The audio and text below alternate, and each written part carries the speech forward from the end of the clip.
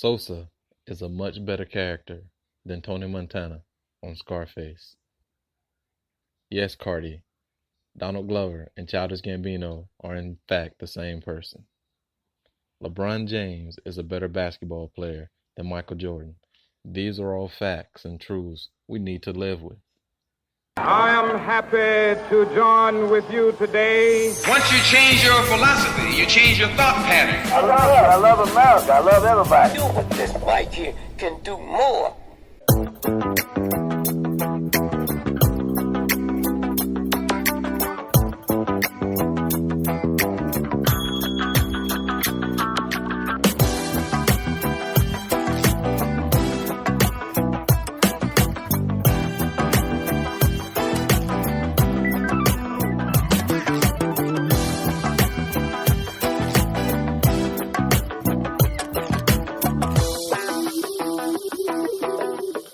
Yo, what's good, man? What's good? Thank you for the applause. Stop playing. Stop playing. What's good, y'all? It's been a minute. Actually, it hasn't because I think I just dropped 2 in one day. But nonetheless, man, it's good to be back. It's good to be here. And we'll get right into it. Let's address those 3 things that I just said in my own special way. Obviously, Sosa is a better character than Scarface. Think about the movie. Instead of respecting how Scarface or Tony Montana died, think about who sent all those people to kill him.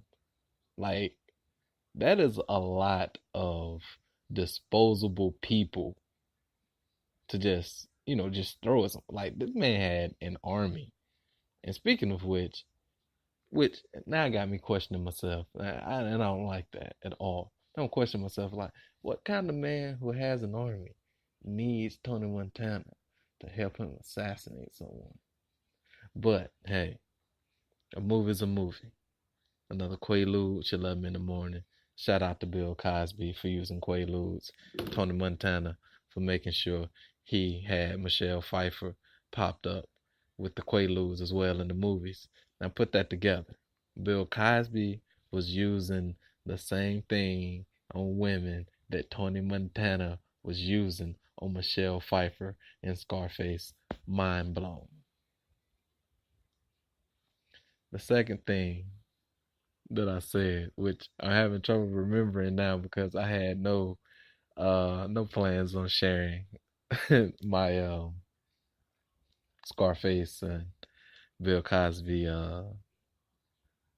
theory at all. But you obviously know how I feel about, LeBron James over Michael Jordan. Yeah, it was Cardi. Read an article. Well, it was an interview, a Cardi B interview, in which, well, it wasn't even that. Was it a post? And she was like, Childish Gambino and Donald Glover look like the same person. Like, of course, now now that the man is popular, it's easy for people to laugh and say, you know what, that's funny. She should have known that already, but she doesn't run in the kind of circle that would know who Donald Glover was as a comedian, much less Donald Glover as an important character in Star Wars and Childish Gambino being the artist that he turned out to be. So it's not too far-fetched. I remember those days where I didn't realize that Childish Gambino was out here doing his comedy thing. So, I mean, there's that. So, another fact we must live with. And on to the final thought, LeBron James, because I definitely almost forgot about that Donald Glover Cardi B thing. But LeBron James and the Cleveland Cavaliers have advanced to the NBA Finals to face the Golden State Warriors. And, they deserve to be there. They had a hard-fought series, and just to go 7 games in the first round and then to sweep the second round and then to go 7 games again. It shows a lot of ups and downs of the roller coaster kind of season that LeBron James and the Cavaliers had. And these are the kind of things that, to me, make him better than Jordan. Jordan was never in this situation. Of course, he was never in this situation. Later in his career, he was never in this situation. But early in the career, he was trying to get over the hump.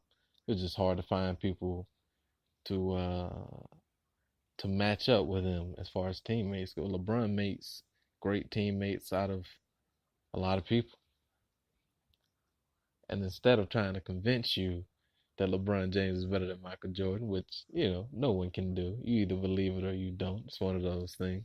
I'm just going to talk about how it's impressive that for the 4th straight year, we're going to get the Golden State Warriors and the Cleveland Cavaliers.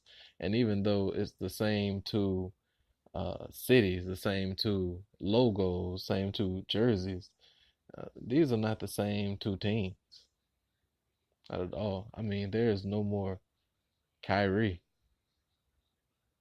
I mean, there's no more Festus Ezeli.